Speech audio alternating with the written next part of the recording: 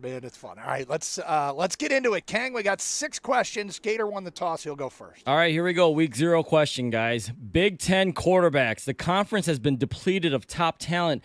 Who would you bet would be the best quarterback in the Big Ten this season? This is amazing because the Davey O'Brien watch list for the top quarterback in the country came out the other day, and there's like 30 quarterbacks on the list, and only 2 were from the Big Ten, and neither are the quarterback that I went with. Those 2 quarterbacks were from Purdue with Hudson Card and Penn State with Drew Aller, and I'm going to go with Will Howard at Ohio State. And until Ohio State throws out a quarterback that sucks at college football, you got to go there because they're always going to have the guy. And, Will Howard comes from Kansas State, played 4 years at Kansas State, actually played in parts of all 4 years there, got better as his career went on, and the last couple of years he was pretty effective. And now he's going to a school like Ohio State that has a ton of talent. I just think he's going to have a chance to shine. I was really surprised Dylan Gabriel to Oregon was not on that watch list, but it's pretty amazing that there are only 2 Big Ten quarterbacks. There's one Big Ten quarterback coming back that's won a Big Ten. Cade McNamara at Iowa. The problem is can you put up any numbers at Iowa? No. And they are getting their tight end back, and they do have a good offensive line, so I think there's a chance there.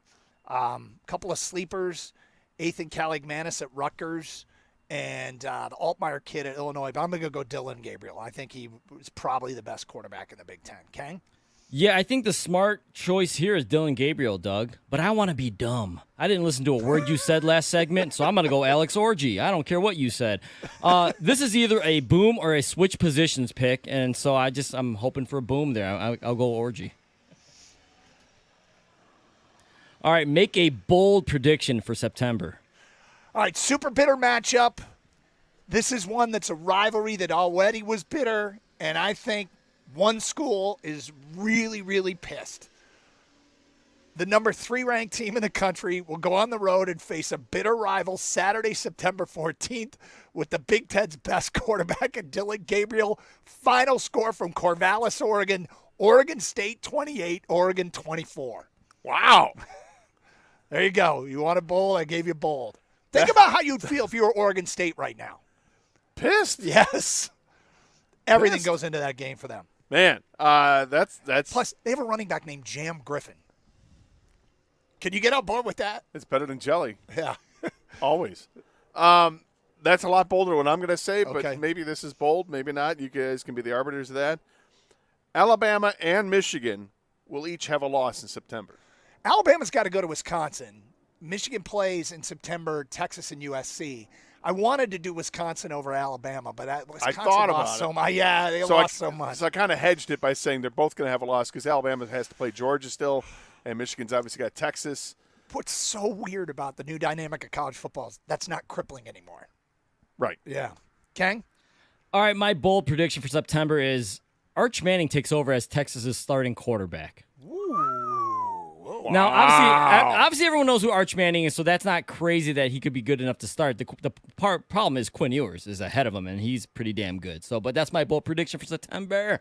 Arch starts. All right, if you could be at one non-local college football game this year, what would you choose? Okay, so Hi. you're going first. Maybe I'll steal your thunder. Maybe I won't. You just don't know. Yeah. For me, it's easy. It's the aforementioned Georgia-Alabama game. Georgia's got to go to Bryant-Denny Stadium. It's in September. They got to play Alabama. I love it, and that's one I would kill to be at. I got a buddy of mine who's taking his kid to the game, going on a big father's trip out there. It sounds like a ton of fun. I would love to see that one. I'm a little uncomfortable, but trying to focus on the stuff that I love about the new world order of college football. One of them is matchups that you only saw in video games, right? Yeah. The fans in EA Sports College Football would put together these matchups that would never happen in the real world or rarely happen, and you could do them every week in video games. I'm going with Oklahoma at LSU, November 30th. Those are 2 schools. It doesn't feel like they should be playing at each other's stadiums, and I want to be in Baton Rouge someday, so I'm just choosing this matchup that we've never seen before, and if it's a non-local one, that's the one. I like it. Normally, on a question like this, I would just look at LSU's schedule and pick the best game out of Yeah. it because I want to go there too. But Georgia, Alabama is hard to pass, but I like yours. Yeah, I was looking at LSU's schedule too, guys. But I went with what you picked there, Gator. Georgia at Alabama, huge game. Would love to be there as well. I know your buddy has a father-son trip. I'll be your son for the weekend, Gator. We can go down there, all four of us, and have a great time. But that's a huge game, great game, Georgia, Alabama. Can't wait. Okay, Oklahoma State is putting QR codes on the back of their helmets.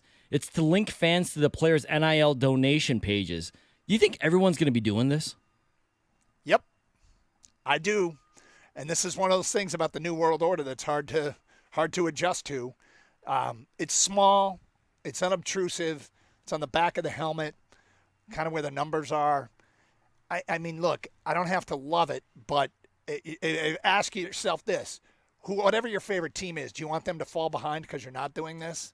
It seems like a small price to pay to put a QR code on the back of the helmet. I think it's real simple to do, and every school should do it. I'm not sure how successful it's going to be beyond a couple years, or is that going to be the way to go? Because that's just an easy donation, and you don't even have to worry about quote unquote NIL and having the players earn the money. Now it's just a flat out donation to the program. Yeah, I don't know if everyone's going to do it. I can't see like Notre Dame doing it. You know, like that type of school, but I do think it's going to happen a lot more, of course.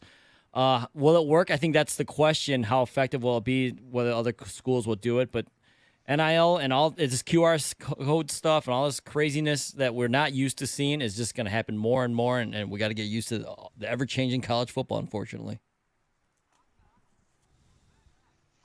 All right, Doug's son, who's 22 years old, recently told Doug that Fox Big Noon Kickoff is ruining college football because no one wants the marquee game at noon. Do you guys agree with Doug's 22-year-old son? First of all, I could see B. Shizzle saying this. So I love that he's got that strong of an opinion on it. Yeah, right. I don't know if it's ruining it, but the way that I look at it is I've always looked at the game as long as it doesn't conflict with Michigan State, which is the team that I'm going to watch most often, and the ones that I'm going to make that's appointment viewing for me. As long as it doesn't interrupt that viewing, I don't care. But there is something that kind of takes away when the best game of the week is already done with before the second games get going. It's funny because this is the perspective of the world through a 22-year-old's lens, right? It's that Big Noon Kickoff is ruining college football. I actually told him we were going to talk about this, and he was like, okay, ruining's a bit strong. But he's like, Ohio State, Penn State should be the whiteout game in State College, but it's probably going to be a noon game. And he's like, I think the biggest game of the week should be the night game. He also is coming back with all his buddies from Michigan, Texas, and he's like, we don't want to be there at noon. We want to tailgate. And I'm like, yeah, got it. You're 22. But I don't think it's ruining it. In fact, I kind of like that we can count on a huge game at noon. There's usually a huge game at 3:30 and a huge game at night. We got great games all throughout the day. I love night games, and I understand what he's saying. Like, that is the game he's saying is the night game. Ruining it is a bit strong, of course. Ruining college football. I think there's other things that might be quote-unquote ruining it. But tell him, don't worry. I think the nooner games will no longer be the marquee. It is going to be the night game, but there will be other good games spread throughout the day, but the night game will become the marquee game because nothing is sacred in college football anymore. Well, and as long as the teams that are coming in, like Oregon, Washington, USC, UCLA, as long as these teams pull their weight and they're still really good programs, we're going to have plenty of Big Noon Kickoff games, I guess, the bigger game will be later in the afternoon because you're not going to have a noon start in Washington. That's a good point. All right, final question, guys, before the season starts. Conference expansion, 12-team playoff, NIL, portal. Bottom line, do you think you'll enjoy college football more than the old system? I'm trying to focus on the stuff I love. I'm really trying because I'm not sure that I will. I'm scared that the expanded playoff is going to take – yeah, exactly. The week in, week out intensity of college football because you can have 2-3 losses and get into the postseason.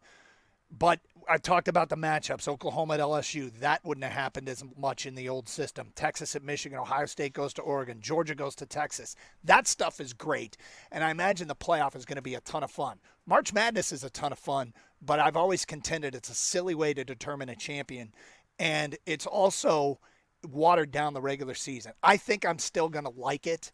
I'm going to be as open-minded as one can be, but there's so much about the New World Order that makes me uncomfortable. But I think I'm going to like it. Yeah, there's a lot that I don't like. I don't like where NIL is going. I've said it a million times. No problem having a side hustle in college and you make money off that, and you should be allowed to. But just the flat out now, it's just donating. I do still have a problem with that. But the saving grace for all of it to me is the playoff. I like having 12 teams. Don't go beyond that. I think it's a nice round number to have because and on-campus games. Well, too. That's the thing. That's what makes it great too, is because you have those on-campus games in the first round, and then you adjust, and then you move on past that. Is there going to be bickering about who should get in and who shouldn't? Of course there is, but no one's gonna bitch about the top teams haven't been picked. The top teams are 100% going to be in there. It's the teams that are fringe at 12. Have that debate. That's fine. But I think it's going to be healthier and better in the long run. Plus, it makes the bowl games better. There's more of them. I wish the line wasn't so gray anymore between college football and pro football, but unfortunately, this is where we're at. I love the differences, and there are just not as many differences anymore besides the helmets. I feel like I'm going to like it more because I'm just more of a pro football guy. So it's going to, for me, who's not a huge, as much of a college football fan as you guys are, I probably will end up liking it more because it resembles what I like, pro football. But I feel for the college football purists and the game that you used to watch and love, but I just don't think that's ever going to go back that way. So in the end, for me, it's going to be yes, but I'm a pro football guy. And there it is, the first edition of the transfer portal marching band live animal mascot targeting thingy. It's back. Love it. We'll debut the pro version, the NFL version tomorrow. Yes. The wide 9 Omaha 4 down around the league blitz thingy. That is Thursday here on 97.1 The Ticket.